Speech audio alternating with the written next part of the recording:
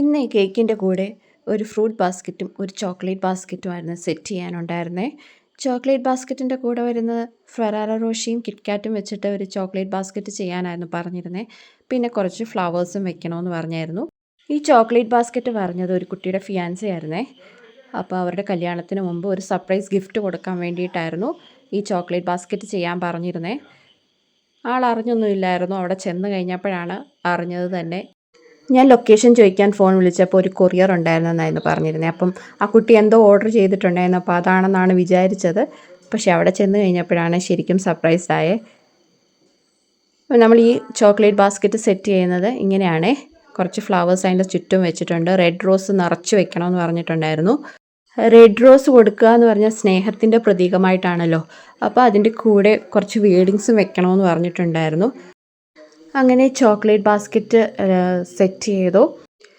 പിന്നെ ഉണ്ടായിരുന്നത് ഒരു ഫ്രൂട്ട് ബാസ്ക്കറ്റ് ആയിരുന്നു. ഇതിൻ്റെ കൂടെ കേക്കും ഉണ്ടായിരുന്നു. പിന്നെ കുറച്ച് നട്ട്സ് ഐറ്റംസും ഉണ്ടായിരുന്നു. ഫ്രൂട്ട് ബാസ്ക്കറ്റ് ആദ്യം നമ്മൾ കുറച്ച് വില കൂടിയ ഒരു ബാസ്ക്കറ്റിലാണ് സെറ്റ് ചെയ്തത്.